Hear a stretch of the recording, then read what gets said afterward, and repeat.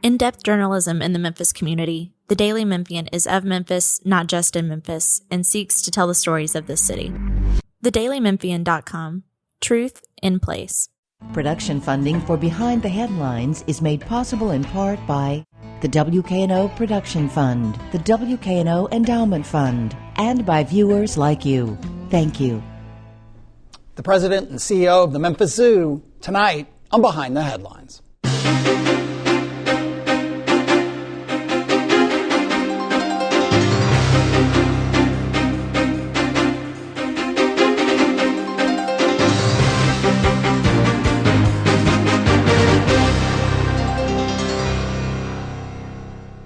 I'm Eric Barnes with the Daily Memphian. Thanks for joining us. I am joined tonight by Matt Thompson, President and CEO of the Memphis Zoo. Thank you for being here. Thanks for having me, Eric. So we'll talk about all kinds of things. You've got a bunch of new exhibits that you're working on, raising money towards. You've got some asks at the city and even at the county and all that. But I wanted to go back in time a little bit because it sets the stage, I think, for where you are and many organizations are, which is 5 years ago, you were a deputy there to the VP, to the then CEO. And we were in the middle of COVID. And it was incredibly disruptive. And when I talk about COVID, I'm not just talking about the illness. I'm also talking about, isolation. I think, 5 years ago, the rules around you can't even be in public spaces together might have still been in the same place. Then there was also all kinds of societal things that impacted organizations dramatically. And there's almost something of a hangover for that's big spike in crime nationally, including in Memphis. Truancy and real impacts on students and schools and people being there. A bunch of government money that came into organizations, nonprofits included like yours, and in some ways more money for some people because they didn't have anywhere to go and spend their money. And all that, and then inflation. And then, so when I say COVID, I'm not just talking the disease. I'm curious for you 5 years later, where you all are as an organization and how much of a hangover you guys still experience off those things. And then, again, we'll start looking forward into new exhibits and new projects you have going on. That's a good and complex question because like many, it affected us in a great way. And I would say the zoo was fairly unique during COVID just because we can't just, turn off our lights and walk out the door, and put a close sign on the front. So we still had to pay and all of the people that cared for the animals, and most importantly, we had to care for the animals. And our standards for animal care are extremely high. We feel like we're one of the best at animal welfare, and so those standards can't drop just because people aren't coming to see us. And that's a hard thing for everyone at the zoo to understand. They want to maintain it at that high standard, which of course we all do, and that's what we did. And so that's why we were very grateful for some of the federal support that came in through the city because we couldn't have done it otherwise. I remember the conversations about, well, are we going to have to ship some animals elsewhere? I mean, that it's hard to remember sometimes how unknown everything was then, how scary, how uncertain. You're exactly right. People would come up to the front gate and, hey, when are you going to open? And hey, are you open? That kind of thing. And we knew people wanted to come. And we benefited from that when we got through it started to open just because we were one of the first things in the city that could open because we were outdoor. But not only did we see, that from people, but the behavior from the animals was very interesting. That was another thing that we did an article or two on because it was very noticeable that the animals noticed that people weren't there. Wow. Yeah. In what way? Kind of looking around for them, going up to the gates? That kind of thing? They would look around, and then when staff would walk, because the staff spend a lot of time in the back, so when we would walk around, and this animals would be like, hey, there's people. Let's go. It was very obvious that it was novel to them to suddenly see people in the zoo.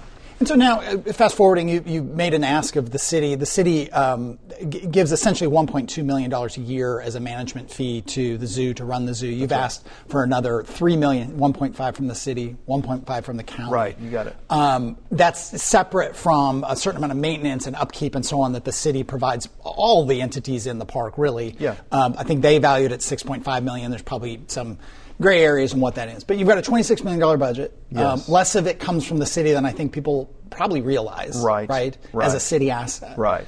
What do you want to do with that new money? And then again, we'll segue into this big capital campaign and new exhibit. Yeah, so we have a management agreement with the city. So not everyone realizes that the city owns all of the property at the zoo. So they own all the buildings, they own all the animals, and then the Memphis Zoological Society, of which we're all employed, is the kind of the managing partner.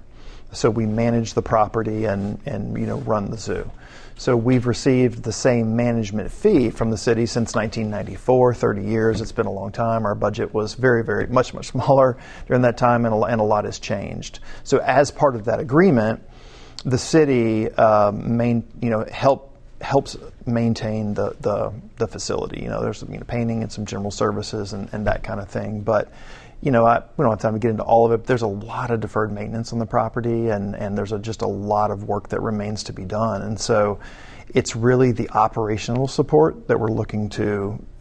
We need, if we're going to continue to be one of the best zoos, then we've got a lot of work to do, and it takes a lot of money to maintain our facility. Really hasn't been done to the standards that we need it to be, and so this $3 million will be for that. It's literally for running the organization. And so with your $26 million, I think I have that right, about $26 million operating budget, again, separate from capital improvements and the new exhibits, 1.2, whatever, in two different buckets coming from the city. The rest comes primarily from tickets and a little bit from sponsorships and a lot from donors, I'm guessing? Yes. So when that 1.2 was decided upon, our budget was $2.83 million total. It's now $26 million, and we still get that 1.2, and so that is a lot of money to make up in. It's mostly people coming through the gate, so it's ticket sales and membership. But then private special events and food and beverage, that's it. That's how we make up the balance of that money. So, but the donor stuff though is more, and we have some amazing donors, and some goes to operational support, but the bulk of that has gone historically to capital. Yeah. So people hear big numbers and they see success at the zoo and see all the things that we're doing, which are unbelievably cool, and it's been amazing to be a part of. But a lot of that has been, building things. So we also have to maintain it. So, and that includes Northwest Passage, the polar bears back in the day, the pandas. I mean, those kind of big exhibits. So our first, master plan started with cat country. That was the new zoo. That was we were city owned, city operated for years and years and years. We're over 100 years old. 1906 is when the Memphis Zoo was founded. And it was city-owned, city-operated, and it wasn't doing so well, and some really amazing folks got together, formed the Zoological Society, and off we go. But yes, the first master plan started with cat country in 1993, and then Primate Canyon, China, Northwest Passage, Teton Trek, ended with the Zambezi River Hippo Camp, and that's, believe it or not, was 2016 when that exhibit opened, so it's been a bit. That's the last big exhibit. It is. Yeah, that's right. And so let's talk about the couple. You've got a 15 to 20 year plan to raise $250 million, mostly around two big new exhibits. Described. Yeah, so we've got a really amazing plan. So the first plan built out roughly half the zoo. And this new plan addresses basically the other half. So there's 7 projects within it. There's 2 really big ones we're calling kind of keystone or cornerstone projects. The first one being a new elephant habitat, and it's an elephant breeding facility. So our current facility was built in 1960, and it's less than an acre. And so this new thing takes up the rest of the available space on that end, and it's about 14 acres. So it's elephants, rhino, giraffe. It's a savanna concept, so you're going on safari. It's an amazing concept, and we're really excited about it. But African elephants are an interesting thing. Their numbers are declining in the United States, and there's not going to be many zoos that have them in the future. And so we want to ensure that Memphis is one of them. So we're going all in on that. And the other big keystone project that you mentioned is something that we're currently calling Oceans to Forest. It's a big kind of rainforest aquarium hybrid building. It's indoor. It's all about water and how it supports life on the planet, but directly how water is important to Memphis with our aquifer and the river that we're on. It's an interactive, very immersive, but also indoor facility. Unbelievable. Restaurant in it. It's gorgeous. I'm trying to think. 14 acres. I'm sorry. Back to the Africa exhibit. the Greensward itself is about 11 or 12 acres, right? I mean, just so people, because I'm really bad at this unless I have a perspective on how big that is. It suddenly occurred to me, like 14 acres is pretty massive. Big. Yeah. So it takes on, if you're familiar at all with the zoo, it's, all the way north to Parkway, which is the elephant, and then very far south to as much as, the zoo property has, and then over towards Teton Trek. And so it's actually quite a bit of land. So when you're walking around what we now call our African veldt, you see rhino and giraffe and zebra, that kind of thing. And it's kind of a neat, I call it one of our trivial pursuit facts. The backdrop for those exhibits is a big berm that's kind of a semicircle, and the barns are within that berm. And that was built that way because I-40 was supposed to come through the park. Yeah. And so that was for sound abatement for the animals living in it, because they were preparing for an interstate to literally be next door. So that's actually a holdover from that era. Well, those exhibits, I assume, get folded into this. It'll all go away. It'll all go away. It'll all go away, and it'll become, and how big is the oceans to forest, give or take, in terms of the acreage of that? Gosh, size-wise, I don't know. It goes from the end of cat country all the way to the farm. Okay. So it's a roughly an acre under roof. Okay. So it's pretty good size. Yeah. $20 million from the state in the last cycle that they committed towards these capital improvement, or towards the Africa exhibit, I think. Yes, that's right. Okay. So you've raised $75 million so far towards that goal. Is that correct? Or? Well, we haven't quite. We're close. Close. Okay.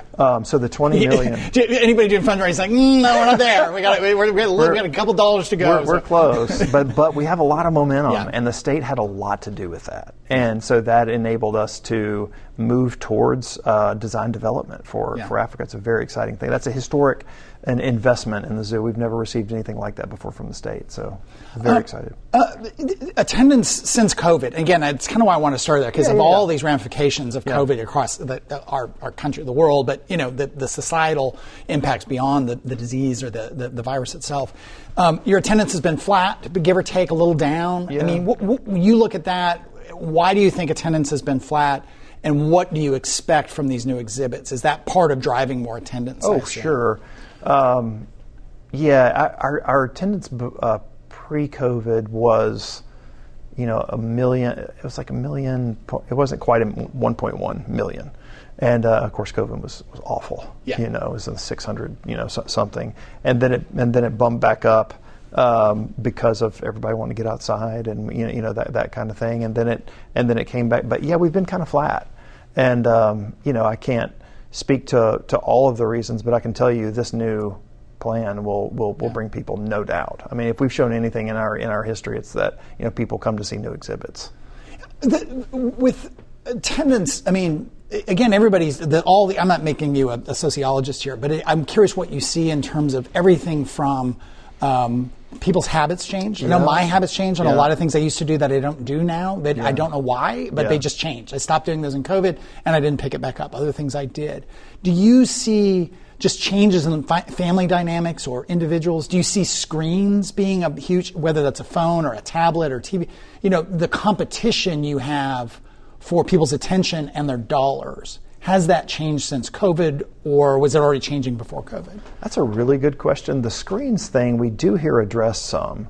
And I know that we hear from teachers all the time, and they're like, there is nothing like seeing an elephant in real life, smelling, hearing, that kind of thing. It's just not the same as a National Geographic so when kids come and experience an animal and can touch and be, it makes all the difference. But it probably does affect it on some level, but I don't know. It's hard to say.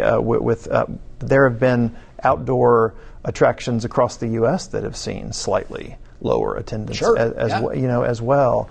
And I'm not sure. I know people are being very careful about how they spend their money these days. That's certainly a component. Yeah, and that's a balancing act for you. I think I looked, and when my kids were little.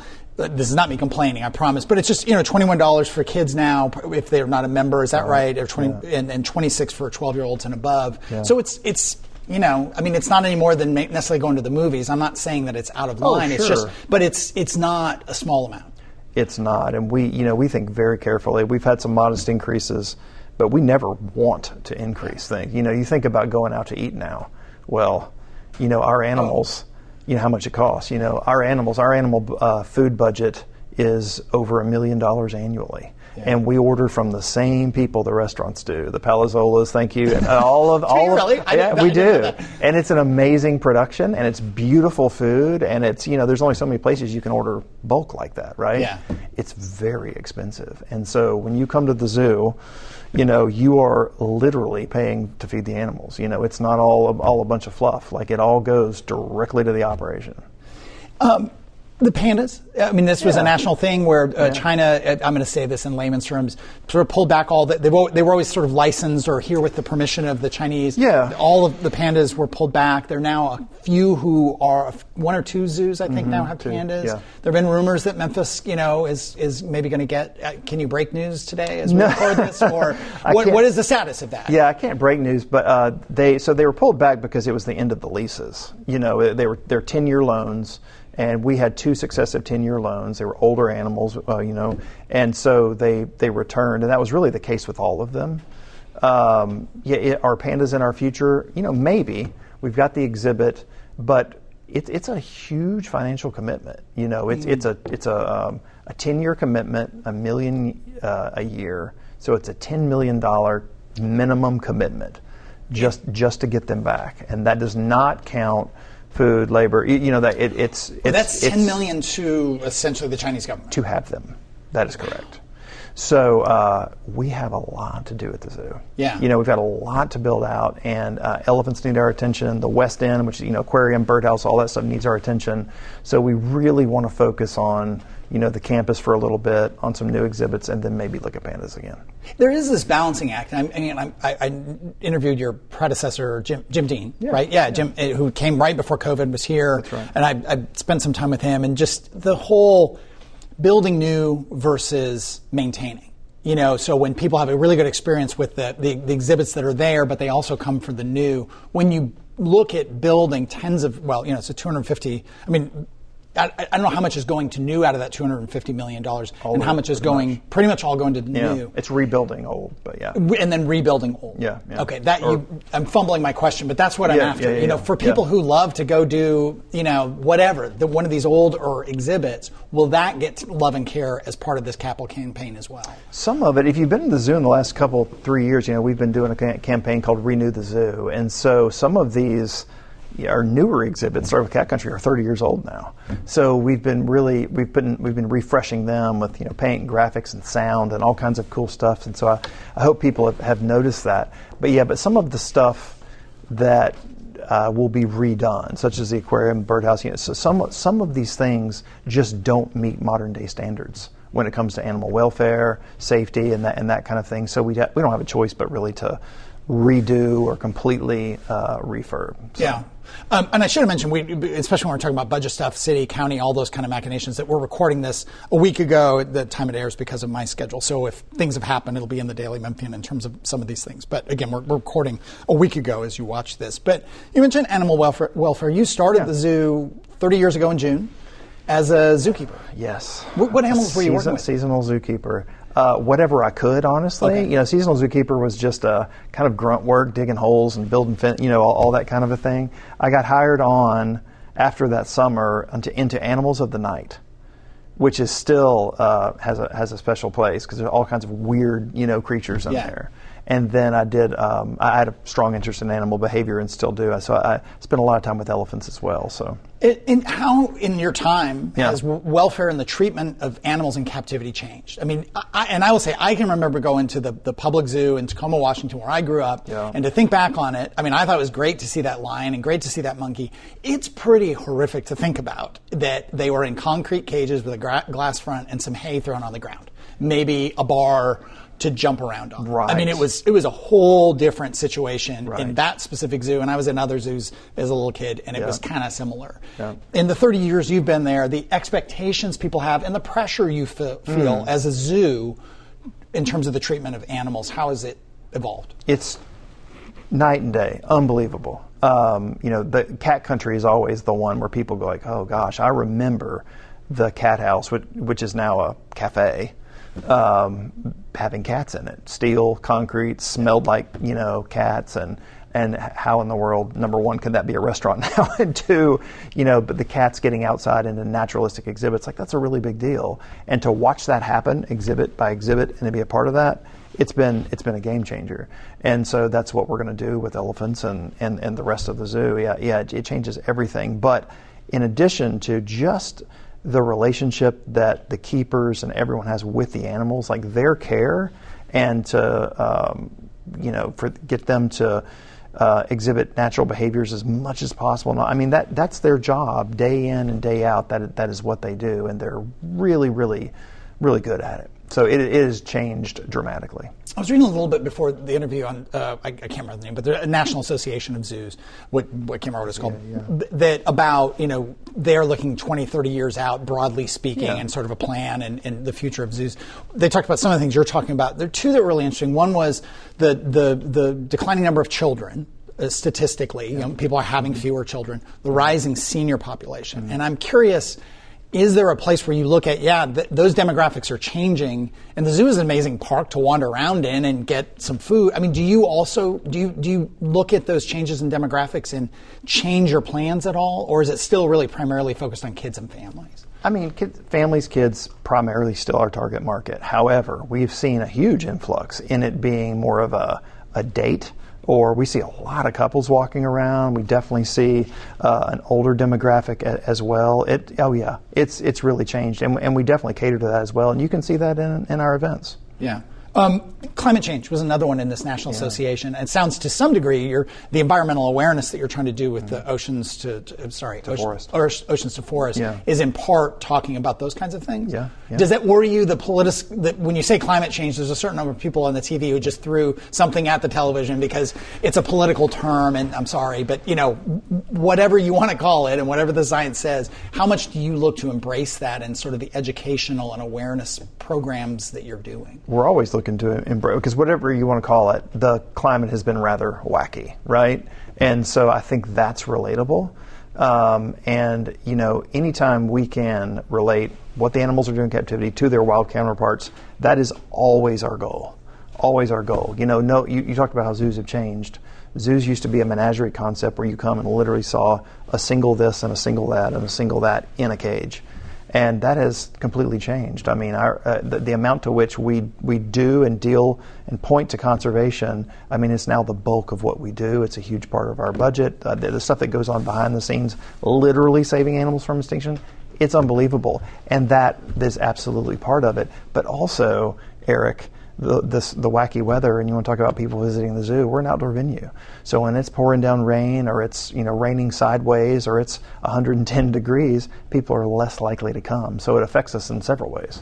I mentioned earlier just comparing the size of the new exhibit to the size of the Greensward. The Greensward update, and this is where I always have to do my disclosure. I'm a former board member and board chair of Overton Park Conservancy. Excellent. during. Yeah, well, it is now because I'm not there, and because everyone's getting along and there's solutions and so on. But I was a board chair when it was heated and hot and everyone was disagreeing, and not everyone necessarily showing the best behavior, me included. Where are we now? What's the update? It's been, as you know, there's an agreement. Yeah. It's been slow to surface for a couple different reasons, but the main reason was Senator Cohen, thank you, worked on a federal grant that was funding these moves. And so that's been slow to happen. The city is coming through them. They've also been responsible for, or are responsible for, building out some of the changes that are going to happen over at the maintenance compound. That's part of the the southeast corner at, what is that, east and north exactly park? Exactly right. Southeast corner. So we split the Overton Park Conservancy in the south part. Anyway, there's a new entrance that's going to happen, and that stuff has just been slow to develop. But it's actually absolutely going to happen. It's in process now. It recently has sped up a bit, so we're looking at trying to get it finished by the end of this year. Oh wow! So that would then the moving pieces here, and I might get a little bit wrong. The moving pieces are the existing zoo lot has been restriped to allow for some more parking. That's happened. Then get a new lot over there on that eastern end of the park, the top eastern end of the park there. That then allows you to start moving maintenance, which is kind of hidden along North Parkway, right across from roads. Right. So that maintenance can go over there, and you can have another lot on that people would enter off North Parkway. Possibly, yes. Possibly, yes. Okay. Yes. Go ahead. It's a little less parking than we had hoped that it was going to be in actuality. So we will be parking folks back there for sure, but it's around 100 spaces or so. So we're still trying to figure out what. And some parking over on the off East Parkway, or that'll all be maintenance. Off of East Park. That'll all be maintenance. That'll all be maintenance. Yeah, but we'll be able to move, full lock, stock, and barrel, all maintenance activities over there, deliveries, the whole night. So it'd be good to get that, out of that end anyway. And that's what you think could get done by end of the year, or just the development, the clearing of the area over the general services area by end of the year. Oh, we think all of it. All of it. We're trying to move in. We're trying to really push to get it done. Yeah. You have a lot going on. You just got a $20 million commitment from this last state legislative session, the biggest commitment I think the state's ever made to the zoo. For us, yes. That's against a 15 to 20 year plan for $250 million capital improvements, 2 big new exhibits, and some work on existing exhibits. Describe what you're trying to get done. So it's a plan. So our first master plan started with cat country, ended with hippos, and so that roughly built out half the zoo. So this builds out the other half. So the thing left on our east ends of the zoo, if you visited the zoo, you'll know it. It's the elephant exhibit, and so we are all in on African elephants. They're a species that is dwindling in this country. Our habitat was built for them in 1960. It really doesn't meet modern day standards. That's ideal anyway. They need some more space. And so we want to build a habitat that can house a bull elephant. And so that means we want a breeding facility here in Memphis. And so that means they need much more space. Also elephants, I'm just running through the animals. Rhinos and giraffe also need a new space. So we're actually going to utilize 14 acres, which is every square inch remaining on that end of the zoo, to create an African savanna immersive exhibit, kind of typical Memphis Zoo style. We want you to feel like you're there, so it's very exciting. And that 14 acres again, because I struggle with how much is an acre, but I think the Greensward, which people, if they've been in the park on that side of the park, I think that's 11 or 12 acres. So this 14 acres is massive. It's big. It's big. It goes from the north side, so the very back of the elephant exhibit all the way to the very south. That's over behind giraffe, and then over towards Teton Trek. So it's a big square, and we're going to eke out as much animal space as we can. I mentioned the Greensward, and we'll talk tonight at 7 on the full show about some of the the movement on that and the federal funding that has been a great thing, but it kind of delayed some stuff. Yeah. But you're hoping that by end of this year, the zoo will be out, ending of parking on any use of the Greensward, moving the maintenance facilities over to what's called the general services area off of East Parkway. Yes. Then also, when we didn't talk about this on the full show tonight, is 17 acres that has been fenced off, that's coming back to park use by the fall or so, I think is what you and Overton Park have said. That's right. And that's old growth forest. People have kind of seen it on the road, the inner loop road. It's been fenced off, but that was all part of it, right kind of behind or near Rainbow Lake, if I'm not mistaken. Yes, not too far from that. Yes, and then it extends eastward, over towards the fire station. But there was a fence that was behind a fence, and that was put up, I don't know when, many years ago. So that fence will come down, and also a tremendous amount of land. Yeah.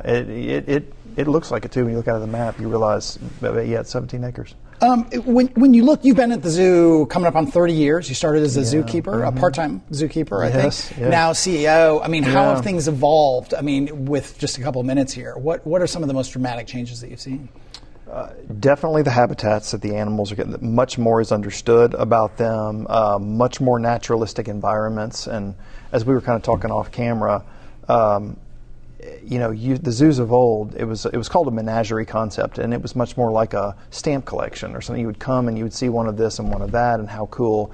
And that's not necessarily cool. These animals are representatives of their wild counterparts, and it's so important to do right by them. And so we build in, not only do we make them naturalistic, but we encourage them to demonstrate or use their natural abilities and all the muscles and all of the stuff that we would do. Well, I don't say yours. I don't know if you have a dog, but they will. If you just put a pile of food in front of them, they will sit there and eat it and get fat if you let them, right? And so same with exotic animals and animals in the wild. They're foraging and hunting and digging, and they're doing all of those things. And we want to do for them to do that, because that's what makes for healthy animals, and that's good animal welfare. So we do a good job of that at the Memphis Zoo. Thank you for being here. We've run out of time. I appreciate it very much. I appreciate all your answers to questions. I was going to ask you what your favorite animal is, but we've run out of time. You might get in trouble if you answer that, so I would. Next time we'll have you bring animals, like the old Johnny Carson. Yes. That is all the time we have this week, though. Thank you very much for joining us. If you missed any of the episode, you can get it at WKNO.org, YouTube, The Daily Memphian, or you can download the show as a podcast wherever you get your podcasts. Thanks very much, and we'll see you next week.